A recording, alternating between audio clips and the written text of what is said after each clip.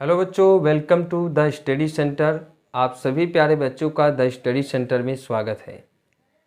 प्यारे बच्चों, आज की इस वीडियो में हम लोग क्लास 10th मैथमेटिक्स यानी गणित की पाठ्यपुस्तक डॉक्टर मनोहर रे की शुरुआत करने वाले हैं। आज से हम लोग डॉक्टर मनोहर रे जो पाठ्यपुस्तक है कक्षा 10 गणित की, इसकी शुरुआत करने वाले हैं।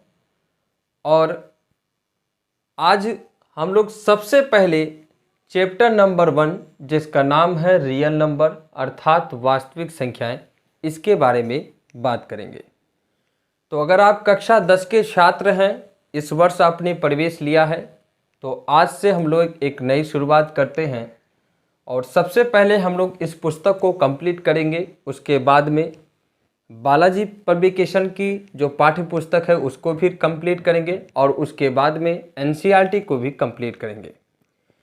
तो आज से हम लोग डॉक्टर मनोहर रे पाठ्य पुस्तक को शुरू करने जा रहे हैं। आई होप आप सभी लोग क्लास में जुड़ गए होंगे और क्लास का आनंद लीजिएगा आप लोग। बहुत ही अच्छा क्लास है, बिल्कुल नए अंदाज में एक नई शुरुआत है। बहुत ही मज़ेदार क्लास रहेगी। सब कुछ हम लोग बिल्कुल बेसिक से सीखेंगे, ठीक है। अगर आपने अभी तक गणित में कुछ भी नहीं पढ़ा है और आप कक्षा 10 में हैं, तो मेरा मानना यह है कि अगर आप इस वीडियो को देखते हैं शुरू से लेकर अंत तक, तो आपको कक्षा 10 की गणित बहुत आसान लगेगी, क्योंकि हम लोग बिल्कुल बेसिक से पढ़ेंगे। जो चीज़ें हमें नहीं पता है उन सभी चीज़ों को ध्यान में रखते हुए हम लोग क्लास की शुरुआत करेंगे। कक्षा 8 की अगर हम लोग बात करें तो उसमें आपने पूर्णांक संख्या, पूर्ण संख्या, इन सभी संख्याओं के बारे में आपने पढ़ा है। उसके बाद कक्षा 9th की बात करें तो आपने 9th में पहला चैप्टर जो था आपका नंबर सिस्टम, उसके बारे में आपने पढ़ा होगा। तो कुछ आप में से कुछ बच्चे ऐसे होंगे जिनको पिछले क्लासों का थोड़ा बहुत नॉलेज होगा और कुछ बच्चे ऐसे होंगे जो पुराना सब चीज़ भूल चुके होंगे। तो उन सभी चीज़ों को हम लोग रिवाइज करते हुए इस चैप्टर की शुरुआत करेंगे। आप एक नोटबुक ले लीजिए और एक पेन, ठीक है, और साथ साथ मेरे साथ साथ आप नोट्स बनाते हुए चलिएगा, ताकि आप जब बाद में कोर्स कंप्लीट हो जाएगा तो आपको रिवाइज करने में बहुत आसानी होगी। क्योंकि नोट्स बनाते हुए जब आप चलेंगे तो आप अच्छे तरीके से सारी चीज़ों को पुनः रिवीजन करने में आपको बहुत बड़ी हेल्प मिलेगी। तो आप सब कुछ नोट करते हुए चलेंगे, ठीक है। तो चलिए, हो गई तमाम बातें, अब हम लोग क्लास की शुरुआत करते हैं। और 2 लाइनों के साथ मैं इस नई यात्रा को, इस नए सफ़र की शुरुआत करूंगा, इस नए सत्र की शुरुआत करूंगा। चलो अपनी तकदीर को एक नया मोड़ देते हैं, चलो अपनी तकदीर को एक नया मोड़ देते हैं, जी तोड़ मेहनत से मंजिल की कठिनाई को तोड़ देते हैं।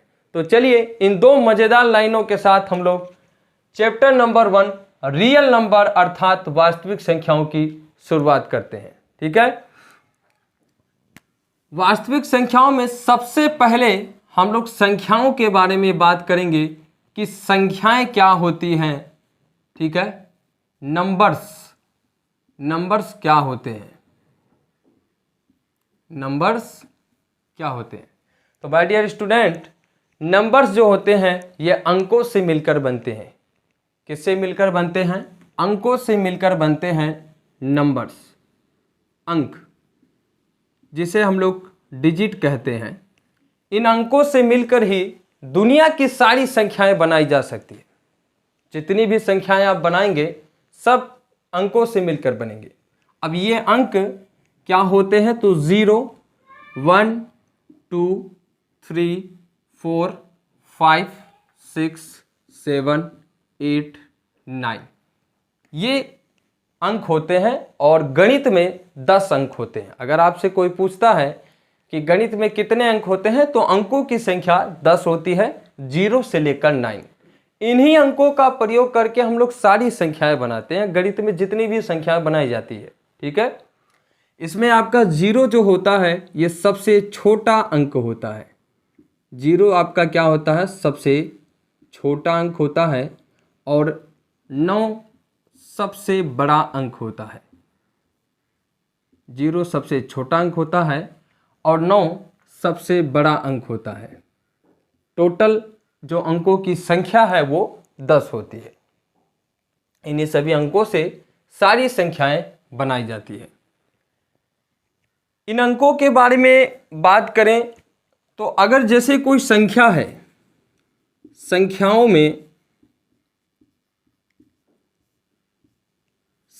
में अंक के 2 मान होते हैं। संख्याओं में अंक के, प्रत्येक अंक के, संख्या में अगर कोई अंक है तो उस अंक के 2 मान होते हैं। एक होता है स्थानीय मान, एक होता है स्थानीय मान जिसे हम लोग प्लेस वैल्यू भी कहते हैं या लोकल वैल्यू कहते हैं, स्थानीय मान। दूसरा होता है वास्तविक मान, वास्तविक मान या इसे फिर हम लोग अंकित मान भी कहते हैं। क्या कहते हैं? अंकित मान कहते हैं। इसे रियल वैल्यू भी कहते हैं, रियल वैल्यू, या इसे फेस वैल्यू भी कहते हैं, फेस वैल्यू। तो संख्याओं में प्रत्येक अंक के 2 मान होते हैं, एक स्थानीय मान होता है और एक वास्तविक मान होता है, या जिसे हम लोग अंकित मान भी कहते हैं। कुछ पाठ्य पुस्तकों में अंकित मान कहा गया है, कुछ में वास्तविक मान कहा गया है। ठीक है, इन दोनों मानों के बारे में हम लोग बात करेंगे। जैसे मान लीजिए कोई संख्या है, यहाँ पे एक मैंने संख्या लिखा है 715। ये क्या है? एक संख्या है। आप देख सकते हैं कि इस संख्या को बनाने के लिए इन्हीं अंकों में से अंकों का प्रयोग किया गया है। जैसे एक अंक की बात करूँ, 7 का प्रयोग किया गया है, 1 का प्रयोग किया गया है और 5 का प्रयोग किया गया है। तो इन्हीं अंकों से सारी संख्याएं बनाई जाती है। ठीक है, तो एक संख्या लिया है मैंने 715। अब इस संख्या में कितने अंक है? अगर आपसे पूछा जाए कितने अंकों की संख्या है, तो ये 3 अंकों की संख्या है। और इस 3 अंकों की संख्या में 3 अंक हैं, एक 7 है, एक है 5 है। इन 7, 1, 5 इन तीनों अंकों का 2-2 मान है, एक है स्थानीय मान और एक वास्तविक मान। तो अगर आपसे पूछा जाए कि वास्तविक मान क्या है, जैसे आपसे पूछा जाए कि 5 का वास्तविक मान क्या है, तो ये वास्तविक मान क्या होता है? रियल वैल्यू यानी फेस वैल्यू क्या होता है? प्यारे बच्चों, वास्तविक मान या अंकित मान का मतलब वह मान जिससे आप अंक को जानते हैं, जिस नाम से आप उस अंक को जानते हैं, वही उसका वास्तविक मान या अंकित मान होता है। जैसे 5 को किस प्रकार से अंकित किया गया है, तो 5 को हम लोग 5 इस तरीके से लिखते हैं, तो ये क्या हो गया? 5 का वास्तविक मान हो गया, अर्थात अंकित मान हो गया। जिस नाम से हम लोग अंक को जानते हैं वही उसका वास्तविक मान होता है। तो अगर आपसे पूछा जाए कि 5 का वास्तविक मान क्या है, तो हम कहेंगे 5 है। अगर आपसे पूछा जाए 1 का वास्तविक मान क्या है, तो हम कहेंगे 1 है। अगर आपसे पूछा जाए 7 का वास्तविक मान क्या है, तो हम कहेंगे कि 7 का वास्तविक मान 7 है। तो ये तो बात हो गई वास्तविक मान की। ठीक है, उसके बाद बात करते हैं हम लोग स्थानीय मान की, प्लेस वैल्यू। स्थानीय मान का क्या मतलब होता है? तो प्यारे बच्चों, स्थानीय मान का मतलब है कि किसी संख्या में कोई अंक किस स्थान पर बैठा है, उस स्थान के अनुसार अंक का जो मान होता है उसे हम स्थानीय मान कहते हैं। किसी संख्या में अंक के स्थान के अनुसार जो मान होता है उसे हम लोग स्थानीय मान कहते हैं, अंक का। अब ये स्थान क्या क्या होते हैं, तो आप छोटी कक्षाओं में पढ़े हैं। इकाई होता है, इकाई के बाद में दहाई होता है, दहाई के बाद में सैकड़ा होता है, सैकड़ा के बाद में हजार होता है, फिर ऐसे 10,000 होता है ना, फिर ऐसे लाख, 10 लाख, करोड़, 10 करोड़ ऐसे होता है। तो ये होता है संख्या में स्थान, और इस स्थान के अनुसार जो अंक होता है उसे हम लोग उसका स्थानीय मान कहते हैं। जैसे 715 में अगर आपसे पूछा जाए कि 5 का स्थानीय मान क्या है, तो हम 5 का स्थानीय मान क्या कहेंगे? 5 कहेंगे। क्यों? क्योंकि 5 × 1 बराबर हो जाएगा 5। क्यों? क्योंकि 5 किस स्थान पर बैठा है? इकाई के स्थान पर बैठा है। किस स्थान पे बैठा है? इकाई के स्थान पे बैठा है, इसलिए 5 का स्थानीय मान होगा 5। फिर आपसे अगर पूछा जाए कि 1 का स्थानीय मान क्या होगा, तो 1 गुणे 10 बराबर 10 होगा। क्यों? क्योंकि 1 जो है दहाई के स्थान पर बैठा है, इसलिए 1 का स्थानीय मान क्या हो जाएगा प्यारे बच्चों? 10 हो जाएगा, क्योंकि 1 जो है वो दहाई के स्थान पर बैठा है। अगर 7 का स्थानीय मान आपसे पूछा जाए तो 7 गुणे 100 बराबर क्या हो जाएगा? 700, क्योंकि 7 जो है वो सैकड़ा के स्थान पर बैठा है और सैकड़ा को हम लोग 100 से रिप्रेजेंट करते हैं, अर्थात 7 गुणे 100 बराबर 700। तो ये हो जाएगा 7 का स्थानीय मान। अगर आपको अभी भी स्थानीय मान नहीं समझ में आया तो एक बहुत छोटा सा उदाहरण देता हूं मैं आपको। मान लीजिए कि आपके घर का नाम है पप्पू, आपके घर का नाम है पप्पू, तो आपको सब घर पे क्या कहेंगे? पप्पू कहेंगे ना, है ना? आपको सब घर पे पप्पू कहेंगे। लेकिन मान लीजिए कि आप बहुत मेहनत करते हैं, इतना मेहनत करते हैं कि आप पढ़ लिख कर IAS ऑफिसर बन जाते हैं, उसके बाद या फिर आप IPS ऑफिसर बन जाते हैं। आप इतना मेहनत करते हैं कि आप IAS अधिकारी बन जाते हैं या IPS अधिकारी बन जाते हैं, तो क्या आपको अभी भी पप्पू कहेंगे? नहीं, क्योंकि आप किस स्थान पर बैठेंगे? IAS अधिकारी की कुर्सी पे बैठेंगे तो आपको जिला अधिकारी महोदय कहा जाएगा या आपको IAS ऑफिसर कहा जाएगा। समझ में आई बात? तो स्थान के अनुसार आपका नाम बदल गया, ये स्थानीय मान कहलाता है। आई बात समझ में? अगर आप IPS अधिकारी हैं तो आपको IPS अधिकारी कहा जाएगा, ठीक है? तो स्थान के अनुसार जो मान होता है उसे हम लोग क्या कहते हैं? स्थानीय मान कहते हैं। और जो वास्तविक नाम होता है, जिस नाम से जाना जाता है किसी अंक को, वो उसका वास्तविक मान होता है। तो प्यारे बच्चों, ये तो हो गया कि कुछ बेसिक चीज़ें जो मैंने आपको बताया है। इसके अलावा हमको और भी सारी जानकारी लेनी है जो कक्षा 8th कक्षा 9th में आपने पढ़ा है और आप भूल चुके हैं, ठीक है? तो हम लोग इसके बाद बात करते हैं संख्याओं के बारे में, ठीक है?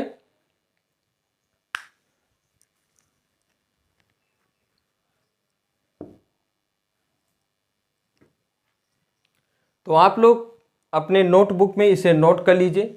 उसके बाद हम लोग आगे बात करते हैं संख्याएं कितनी प्रकार की होती हैं। तो प्यारे बच्चों, चलिए अब हम लोग बात करते हैं संख्याओं के बारे में। संख्याएं कितनी प्रकार की होती हैं? तो प्यारे बच्चों, संख्याएं जो होती हैं वो 2 प्रकार की होती हैं। पहला है वास्तविक संख्याएं अर्थात रियल नंबर, दूसरा है काल्पनिक संख्याएं अर्थात इमेजिनरी नंबर। संख्याएं आपकी 2 प्रकार की होती हैं, वास्तविक संख्याएं रियल नंबर, काल्पनिक संख्याएं इमेजिनरी नंबर। हम लोग का जो चैप्टर है उसका नाम भी है रियल नंबर। तो हम लोग यहाँ पर वास्तविक संख्याओं के बारे में बात करेंगे। काल्पनिक संख्याएं जो है ये आप कक्षा 11 में इसके बारे में पढ़ेंगे। कक्षा 11 में आप इसको पढ़ेंगे, काल्पनिक संख्याएं इमेजिनरी नंबर। हमारा चैप्टर है वास्तविक संख्याओं का, तो हम लोग वास्तविक संख्याओं के बारे में बात करेंगे। वास्तविक संख्याएं जो होती हैं इनमें कई सारी संख्याएं पाई जाती हैं। वास्तविक संख्याओं की अगर बात करें हम लोग तो इनमें कई सारी संख्याओं का ये संग्रह होता है। जैसे इसमें बात करें तो वास्तविक संख्याएं में परिमेय संख्याएं पाया जाता है और अपरिमेय संख्याएं पाया जाता है। यानी परिमेय संख्याओं और अपरिमेय संख्याओं के संग्रह को ही हम लोग क्या कहते हैं? वास्तविक संख्या कहते हैं। परिमेय संख्या रेशनल नंबर, अपरिमेय संख्या इरेशनल नंबर, इन दोनों संख्याओं के समूह को ही हम लोग रियल नंबर कहते हैं। उसके बाद में परिमेय संख्याएं भी कई प्रकार की होती है, या यूं कह सकते हैं कि परिमेय संख्याओं के अंदर भी कई सारी संख्याएं पाई जाती है। जैसे पूर्णांक संख्याएं अर्थात इंटीजर्स नंबर, पूर्ण संख्याएं होल नंबर और प्राकृत संख्या नेचुरल नंबर। पूर्ण संख्या अर्थात इंटीजर्स नंबर 2 प्रकार की होती है, एक पॉजिटिव इंटीजर्स नंबर होती है और एक नेगेटिव इंटीजर्स नंबर, धनात्मक पूर्णांक संख्या और ऋणात्मक पूर्णांक संख्या, धनात्मक पूर्णांक संख्या और ऋणात्मक पूर्णांक संख्या, ये दो प्रकार की इंटीजर्स नंबर होती है। तो ये है संख्याओं का प्रकार, आप इसे नोट कर लीजिए। अब वन बाय वन हम लोग इसके बारे में बात करते हैं। सबसे पहले हम लोग बात करेंगे प्राकृत संख्याओं के बारे में, क्योंकि यहीं से ही इन सभी संख्याओं के बारे में आप जानेंगे। जो ये कह सकते हैं बेसिक चीज है, जो जड़ है, वो प्राकृत संख्या ही है, नेचुरल नंबर ही है। यहीं से हम लोग इसकी शुरुआत करेंगे और उसके बाद हम लोग वास्तविक संख्याओं तक इसकी बात करेंगे। ठीक है, तो आप इसे एक बार नोट कर लीजिए। उसके बाद हम लोग सबसे पहले बात करते हैं प्राकृत संख्या, नेचुरल नंबर के बारे में। चलिए प्यारे बच्चों, बात करते हैं सबसे पहले हम लोग नेचुरल नंबर, प्राकृत संख्या के बारे में।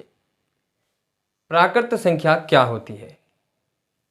प्राकृत संख्या अर्थात नेचुरल नंबर जिन संख्याओं का प्रयोग हम गिनती करने के लिए करते हैं उसे प्राकृत संख्या कहते हैं। जिन संख्याओं का प्रयोग हम गिनती करने के लिए करते हैं उसे हम लोग प्राकृत संख्या कहते हैं। इसे n से लिखा जाता है, अर्थात इसे n से रिप्रेजेंट किया जाता है, n से इसे प्रदर्शित किया जाता है। तो क्या होती है प्राकृत संख्या? जिन संख्याओं का प्रयोग हम गिनती करने के लिए करते हैं उसे प्राकृत संख्या कहते हैं। किसी भी वस्तु को अगर हम लोग को गिनना है, किसी वस्तुओं को अगर हम लोगों को गिनना है तो उस जिस संख्या का प्रयोग हम लोग गिनती करने के लिए करते हैं उसी संख्या को हम लोग नेचुरल नंबर, प्राकृत संख्या कहते हैं।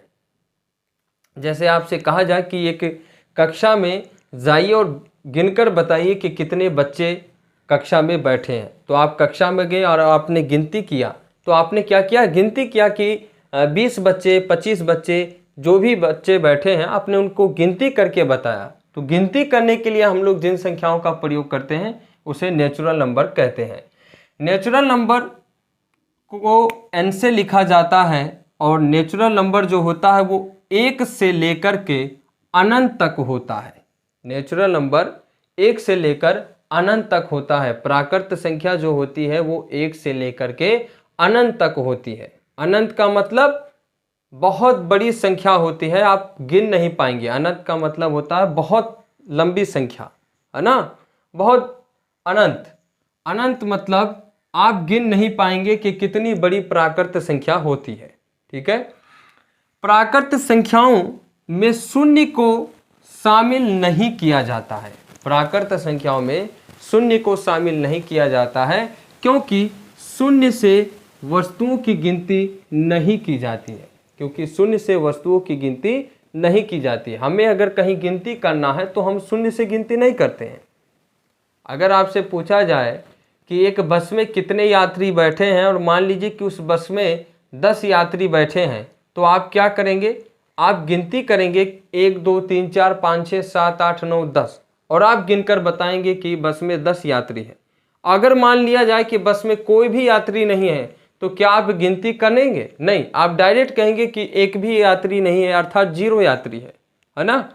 तो किसी भी वस्तु की गिनती अगर हमको करनी है तो हम शून्य से नहीं करते हैं, इसलिए शून्य को प्राकृत संख्या अर्थात नेचुरल नंबर में शामिल नहीं किया जाता है।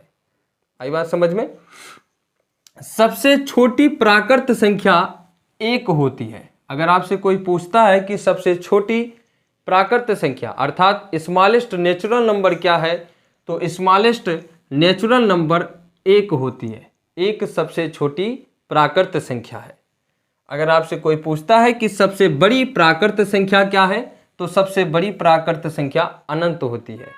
कोई भी बता नहीं सकता है कि सबसे बड़ी प्राकृत संख्या क्या है, क्योंकि प्राकृत संख्या को गिनना इम्पॉसिबल है। ये अनंत होती है, इनफाइनाइट होती है। ठीक है, इनफाइनाइट होती है तो इसको गिनना मुश्किल है, इसलिए हम लोग कहते हैं कि सबसे बड़ी प्राकृत संख्या अनंत होती है। प्राकृत संख्याओं के बीच हमेशा 1 अंक का अंतर पाया जाता है। प्यारे बच्चों, प्राकृत संख्याओं के बीच में सदैव 1 अंक का डिफरेंस पाया जाएगा, अंतर पाया जाएगा।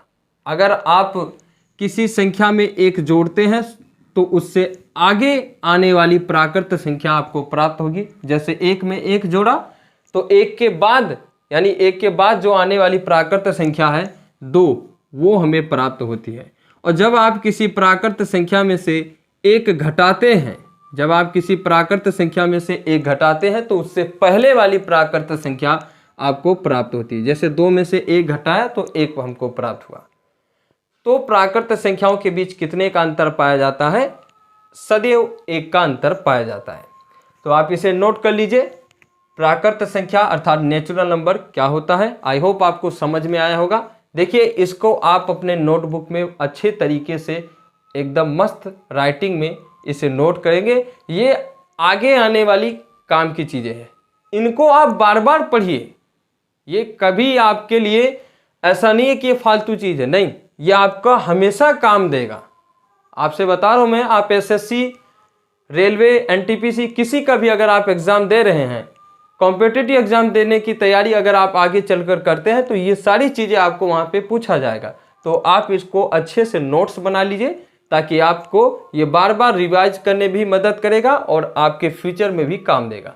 तो आप इसे नोट कर लीजिए। उसके बाद हम लोग बात करते हैं होल नंबर, पूर्ण संख्या के बारे में। चलिए प्यारे बच्चों, अब बात करते हैं हम लोग दूसरी संख्या, पूर्ण संख्या, होल नंबर के बारे में। पूर्ण संख्या अर्थात होल नंबर क्या होती है? हमने इससे पहले नेचुरल नंबर अर्थात प्राकृत संख्या के बारे में बात किया और हमने देखा कि जब संख्याओं की गिनती करने के लिए हम लोग जिन संख्याओं का प्रयोग करते हैं उसे प्राकृत संख्या कहते हैं। अब पूर्ण संख्या, होल नंबर क्या होती है? जब प्राकृत संख्याओं के साथ शून्य को शामिल कर लिया जाए तो प्राप्त संख्याओं के समूह को पूर्ण संख्या कहते हैं। जब प्राकृत संख्याओं के साथ हम लोग शून्य को भी शामिल कर लेते हैं अर्थात 0 को भी शामिल कर लिया जाए तो प्राप्त संख्याओं के समूह को हम लोग क्या कहेंगे? पूर्ण संख्या कहेंगे, होल नंबर कहेंगे। क्यों? क्योंकि इसमें हमने 0 को भी शामिल कर लिया है। पूर्ण संख्या को W से लिखा जाता है, W बराबर होल नंबर। इसे W से लिखा जाता है 0 1 2 3 4 5 डैश डैश इन्फिनाइट, अनंत तक। पूर्ण संख्याएं 0 से अनंत तक होती है। पूर्ण संख्याएं जो होती है वो 0 से लेकर के अनंत तक होती है और नेचुरल नंबर 1 से लेकर के अनंत तक होता है। प्राकृत संख्या 1 से लेकर अनंत तक होती है और पूर्ण संख्या 0 से लेकर अनंत तक होती है। सबसे छोटी पूर्ण संख्या की बात करें तो सबसे छोटी पूर्ण संख्या 0 होती है। अगर आपसे कोई पूछता है कि सबसे छोटी पूर्ण संख्या, स्मॉलेस्ट होल नंबर क्या है, तो 0 होती है सबसे छोटी पूर्ण संख्या। सबसे बड़ी पूर्ण संख्या इन्फिनाइट अर्थात अनंत होता है। सबसे बड़ी पूर्ण संख्या अनंत होती है। कोई नहीं बता सकता कि सबसे बड़ी पूर्ण संख्या क्या है क्योंकि इनको गिनना मुश्किल है।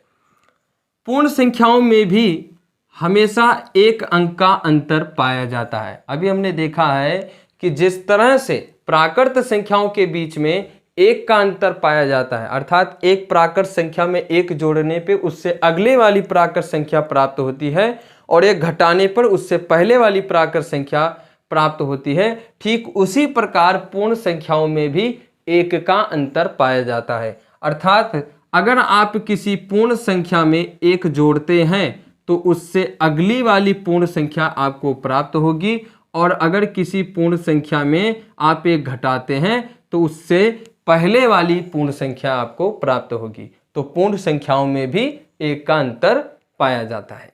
जैसे एक में एक जोड़ेंगे तो एक के बाद यानी एक के बाद कौन सी पूर्ण संख्या आएगी? 2। और अगर एक में से एक घटाएंगे तो एक के पहले कौन सी पूर्ण संख्या थी? 0 थी। ठीक है, सभी प्राकृत संख्याएं पूर्ण संख्या होती है। जितने भी नेचुरल नंबर है, जितनी भी प्राकृत संख्याएं सभी की सभी क्या होती हैं? पूर्ण संख्या होती है, क्योंकि प्राकृत संख्या 1 से लेकर के अनंत तक होता है। तो आप देखिए 1 से लेकर अनंत तक इसमें आ रहा है, तो इसलिए हम लोग ये कह सकते हैं कि जितनी भी प्राकृत संख्या होती है वो पूर्ण संख्या होती है, अर्थात जीरो को छोड़कर सभी पूर्ण संख्या क्या होती हैं, प्राकृत संख्या होती हैं। केवल जीरो को छोड़कर, जीरो प्राकृत संख्या नहीं होता है, क्योंकि हम लोग वस्तुओं की गिनती एक से करते हैं, ना कि जीरो से शुरू करते हैं। ठीक है, हम लोग गिनती जो है वो एक से शुरू करते हैं, जीरो से नहीं करते हैं। ठीक, तो सभी प्राकृत संख्याएं क्या होती हैं, पूर्ण संख्या होती हैं। तो आप इसे नोट कर लीजिए अपने नोटबुक में, या फिर आप स्क्रीनशॉट ले लीजिए। अब इसके बाद हम लोग बात करते हैं इंटीजर्स नंबर, अर्थात पूर्णांक संख्याएं। चलिए प्यारे बच्चों, अब हम लोग बात करते हैं तीसरी संख्या पूर्णांक संख्या के बारे में, अर्थात इंटीजर्स नंबर क्या होता है। हमने नेचुरल नंबर के बारे में जान लिया, हमने होल नंबर के बारे में जान लिया। अब हमें बात करना है इंटीजर्स नंबर अर्थात पूर्णांक संख्याओं के बारे में। क्या होती है, तो जब पूर्ण संख्याओं को धनात्मक तथा ऋणात्मक चिन्हों के साथ लिखा जाता है, जब पूर्ण संख्याओं अर्थात जब होल नंबर को धनात्मक तथा ऋणात्मक चिन्हों के साथ लिखा जाता है, तो प्राप्त संख्याओं के समूह को पूर्णांक संख्या कहते हैं। प्राप्त संख्याओं के समूह को क्या कहते हैं, पूर्णांक संख्या कहते हैं। जब हम लोग पूर्ण संख्या को धनात्मक यानी प्लस और ऋणात्मक अर्थात माइनस, प्लस और माइनस चिन्ह के साथ जब हम लोग पूर्ण संख्या को लिखते हैं, तो जो संख्याओं का समूह प्राप्त होता है उसे हम पूर्णांक संख्या कहते हैं। उसे हम लोग क्या कहते हैं, पूर्णांक संख्या कहते हैं, इंटीजर्स नंबर कहते हैं। इसे z या i से लिखा जाता है, इसे z या i से लिखा जाता है, अर्थात इसको z या i से रिप्रेजेंट किया जाता है, प्रदर्शित किया जाता है। जैसे यहाँ मैंने प्रदर्शित किया है z या i, माइनस इन्फिनाइट से लेकर के प्लस इन्फिनाइट। पूर्णांक संख्या जो होती है वो माइनस अनंत यानी ऋणात्मक अनंत से लेकर के धनात्मक अनंत तक होती है। ठीक है, पूर्णांक संख्याएं दो प्रकार की होती है। पहला है धनात्मक पूर्णांक संख्या, पॉजिटिव इंटीजर्स नंबर, और दूसरा है ऋणात्मक पूर्णांक संख्या अर्थात नेगेटिव इंटीजर्स नंबर। पूर्णांक संख्या जो होती है वो दो प्रकार की होती है, पॉजिटिव इंटीजर्स नंबर और negative integers number. Positive integers number 1 से लेकर के प्लस इन्फिनाइट होता है, यानी 1 से लेकर के धनात्मक अनंत तक होता है धनात्मक पूर्णांक संख्या। सबसे छोटा धन पूर्णांक की बात करें तो सबसे छोटा धन पूर्णांक 1 होता है, सबसे बड़ा धन पूर्णांक प्लस इन्फिनाइट अर्थात अनंत होता है, और सभी प्राकृत संख्या जितने भी नेचुरल नंबर हैं सभी आपके क्या होते हैं, पॉजिटिव इंटीजर्स होते हैं। जितने भी आपके नेचुरल नंबर हैं सभी के सभी आपके क्या होते हैं, पॉजिटिव इंटीजर्स होते हैं। अब बात करते हैं नेगेटिव इंटीजर्स नंबर की। तो ऋणात्मक पूर्णांक संख्या जो होती है ये आपके माइनस अनंत से लेकर के -1 तक होती है, माइनस अनंत से लेकर के -1 तक होती है नेगेटिव इंटीजर्स नंबर। सबसे छोटा ऋण पूर्णांक की बात करें अर्थात स्मॉलेस्ट नेगेटिव इंटीजर्स नंबर की बात करें तो ये माइनस अनंत होता है। यहाँ पर बहुत सारे बच्चे गलती कर देते हैं, ये समझने की बात है। अगर माइनस में कोई संख्या है तो जितनी बड़ी होगी वो उतनी ही छोटी होगी। ठीक है, अगर कोई संख्या माइनस में है तो वो जितनी बड़ी है, अगर उसके आगे माइनस चिन्ह लगा है तो वो सबसे छोटी संख्या होगी। तो सबसे छोटा ऋण पूर्णांक क्या होता है, माइनस का अनंत होता है, और सबसे बड़ा ऋण पूर्णांक क्या होता है, माइनस का 1 होता है। सबसे बड़ा ऋण पूर्णांक माइनस का 1 होता है और सबसे छोटा ऋण पूर्णांक होता है माइनस का अनंत। यानी अगर आपके सामने कोई संख्या लिख दे माइनस का 35 और माइनस का 1, आपसे पूछे कि इन दोनों संख्याओं में कौन सी संख्या बड़ी है और कौन सी संख्या छोटी है, तो सबसे बड़ी संख्या होगी -1 और सबसे छोटी संख्या होगी माइनस का 35, क्योंकि सबसे बड़ा जो ऋण पूर्णांक होगा वो -1 होगा और सबसे छोटा ऋण पूर्णांक होगा माइनस का अनंत। ठीक है। तो माइनस अनंत क्या होता है, ये छोटा होता है और ये क्या होता है, सबसे बड़ा होता है। ठीक है, तो आप इसे भी नोट कर लीजिए अपने नोटबुक में। तो ये हो गया पूर्णांक संख्या। अब हम बात करेंगे इसके बाद में कुछ और संख्याओं के बारे में, परिमेय संख्याएं और अपरिमेय संख्याओं के बारे में। तो आप इसे नोट कर लीजिए। ठीक है, चलिए प्यारे बच्चों बात करते हैं कुछ और संख्याओं के बारे में। चौथी संख्या है परिमेय संख्या, रेशनल नंबर। अभी रेशनल नंबर अर्थात परिमेय संख्या क्या होती है, तो वे संख्याएं जो p बटा q के रूप में हो, ऐसी संख्याएं जो p बटा q के रूप में हो जहां p और q पूर्णांक संख्याएं हो और q नॉट इक्वल टू 0 हो, ऐसी संख्याओं को हम लोग क्या कहेंगे, परिमेय संख्या कहेंगे। ऐसी संख्याओं को परिमेय संख्या कहते हैं, परिमेय संख्या कहते हैं। वे संख्याएं जो p बटा q के रूप में हो और जहां p और q क्या हो, पूर्णांक हो। अभी पूर्णांक के बारे में हमने पढ़ा है। तो जहां पर p और q क्या हो, पूर्णांक संख्या हो और q नॉट इक्वल टू 0 हो, ऐसी संख्याओं को हम लोग परिमेय संख्या कहते हैं। परिमेय संख्याओं को कैपिटल Q से लिखा जाता है।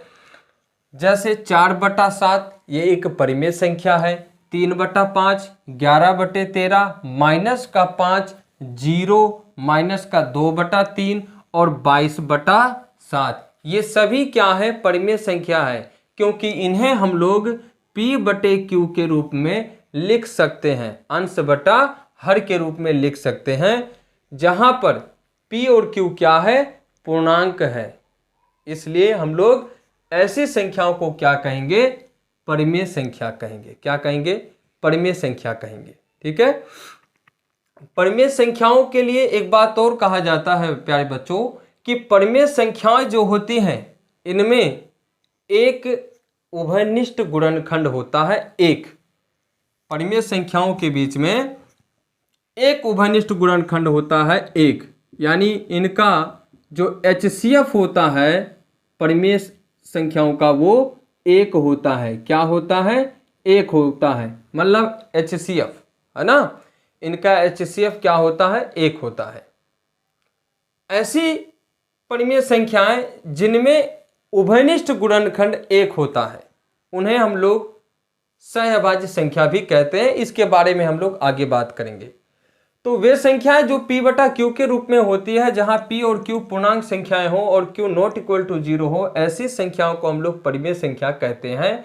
जैसे 4/7, 3/5, 11/13, -5 0, -2/3, 22/7, ऐसे कई सारी संख्याएं जो p बटा q के रूप में हम लोग लिख सकते हैं, उन्हें हम लोग परिमेय संख्या कहते हैं। और आप देखेंगे तो इनके बीच में जो उभयनिष्ठ गुणनखंड होगा, जो हाईएस्ट कॉमन फैक्टर होगा, वो केवल एक होगा, है ना। अगर 4 और 7 का हम लोग अभाज्य गुणनखंड करेंगे तो आप देखेंगे इसमें जो कॉमन फैक्टर होगा वो क्या होगा, केवल और केवल एक होगा, है ना। तो ऐसी संख्या को हम लोग परिमेय संख्या कहते हैं।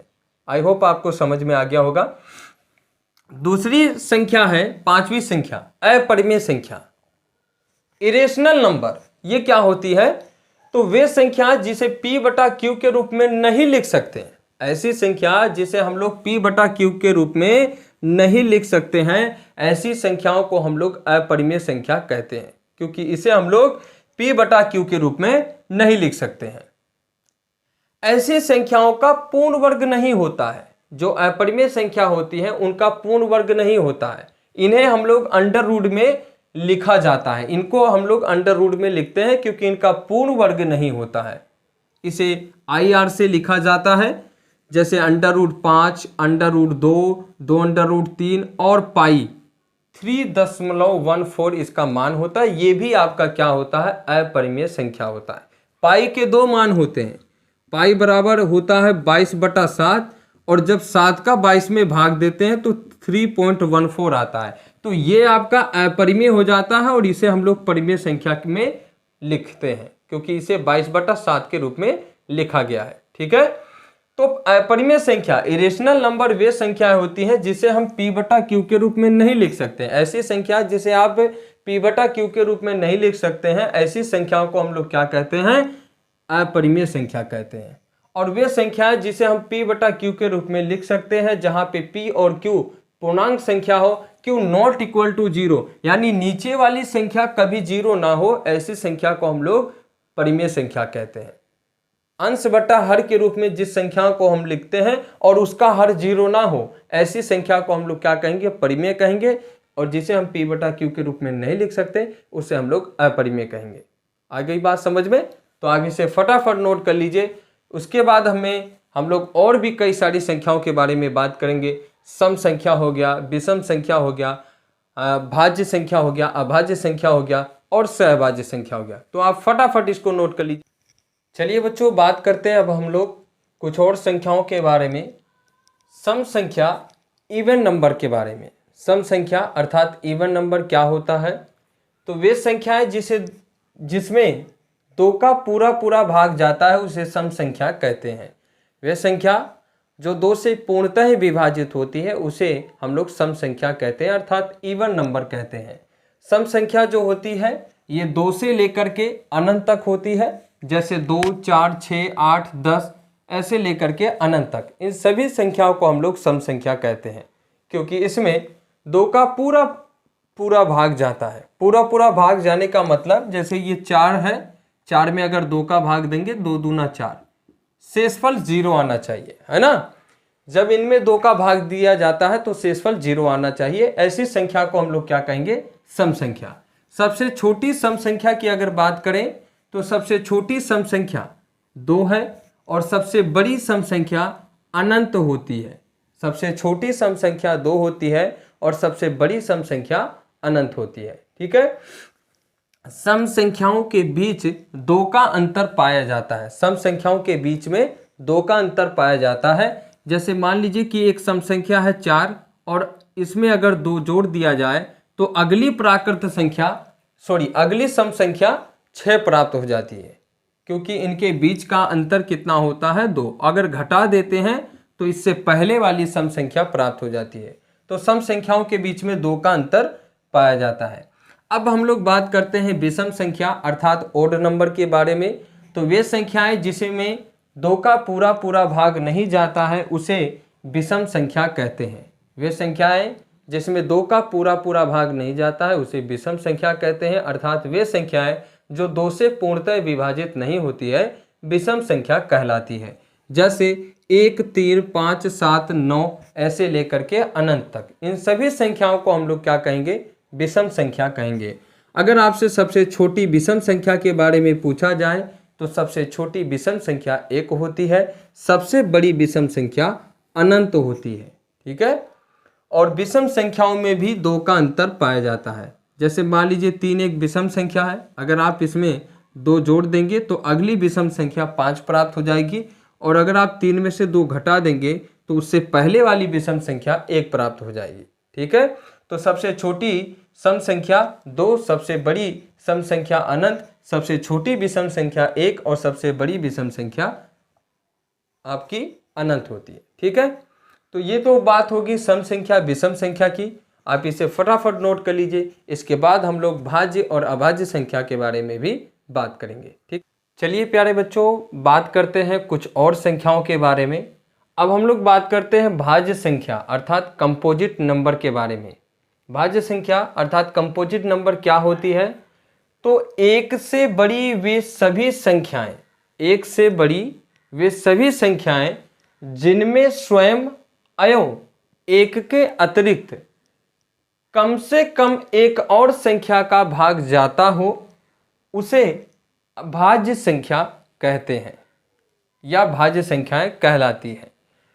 1 से बड़ी वे सभी संख्याएं जिनमें स्वयं अयव 1 के अतिरिक्त कम से कम एक और संख्या का भाग जाता हो उसे हम लोग भाज्य संख्या कहते हैं। ये परिभाषा थोड़ा आपको अलग तरीके से लग रहा होगा। एक और सरल परिभाषा है इसकी, वे संख्याएं जिनके 2 या 2 से अधिक गुणनखंड हो भाज्य संख्याएं कहलाती हैं। यह सबसे सरल परिभाषा है। ठीक है। तो ऊपर वाली परिभाषा को थोड़ा समझते हैं हम लोग। एक से बड़ी वे सभी संख्याएं, एक से बड़ी वे सभी संख्याएं जैसे 2, 3, 4, 5, 6, 7, 8 ये सभी संख्याएं, इनमें वे संख्याएं जिसमें एक और स्वयं के अतिरिक्त, मतलब एक तो वो संख्या और एक इनके अलावा किसी अन्य संख्या का अगर उसमें भाग जाता है तो उसे हम लोग भाज्य संख्या कहते हैं। जैसे मान लीजिए कि मेरे पास 6 एक संख्या है, ये एक से बड़ी है, ठीक। इस संख्या में किसका किसका भाग जाएगा? एक तो एक का भाग जाएगा, ठीक है, एक का भाग जाएगा इसमें, और किसका भाग जाएगा? इसमें 6 का भाग जाएगा, यानी स्वयं का भाग गया और एक का भाग गया, और किसका भाग जाएगा? इसमें 2 का भाग जाएगा, और किसका जाएगा? 3 का जाएगा। तो कम से कम एक अन्य संख्या का भाग जाए, ऐसी संख्याओं को हम लोग क्या कहेंगे? भाज्य संख्या कहेंगे। और सबसे सरल परिभाषा है वे संख्याएं जिनके 2 या 2 से अधिक क्या हो? गुणनखंड हो, उसे भाज्य संख्या कहते हैं। जैसे 4, 6, 8, 9, 10 ऐसे लेकर के अनंत तक ये सभी संख्याएं क्या कहलाएंगी? भाज्य संख्या कहलाएंगी। सबसे छोटी भाज्य संख्या आपकी 4 होती है। सबसे छोटी भाज्य संख्या क्या होती है? 4 होती है। और सबसे बड़ी भाज्य संख्या अनंत होती है। सबसे छोटी भाज्य संख्या 4 होती है, ठीक है, क्योंकि 4 में आप देखिए, 4 में 2 का भाग जाएगा, 4 में 1 का भाग जाएगा, और 4 में 4 का भाग जाएगा। तो वे संख्याएं जिसमें एक तथा स्वयं के अतिरिक्त किसी अन्य संख्या का भाग जाता है उसे हम लोग भाज्य संख्या कहते हैं, ठीक है। अब बात करते हैं अभाज्य संख्या की, अर्थात प्राइम नंबर की। अभाज्य संख्या अर्थात प्राइम नंबर, एक से बड़ी वे संख्याएं जिनमें एक एवं स्वयं के अतिरिक्त किसी अन्य संख्या का भाग न जाए उसे हम लोग अभाज्य संख्या कहते हैं। अभाज्य संख्या का मतलब ऐसी संख्याएं जिसमें केवल एक का भाग जाए या फिर उसी संख्या का स्वयं का भाग जाए। तो ऐसी संख्याएं जिसमें एक का और स्वयं के अतिरिक्त किसी और संख्या का भाग ना जाता हो, ऐसी संख्या को हम लोग अभाज्य संख्या कहते हैं। जैसे 2, 3, 5, 7, 11 लेकर के अनंत तक, ये भी क्या होती है? अनंत तक होती है।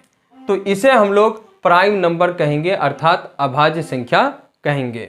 सबसे छोटी अभाज्य संख्या होती है 2, और 2 एक ऐसी अभाज्य संख्या है जो सम है, केवल 2।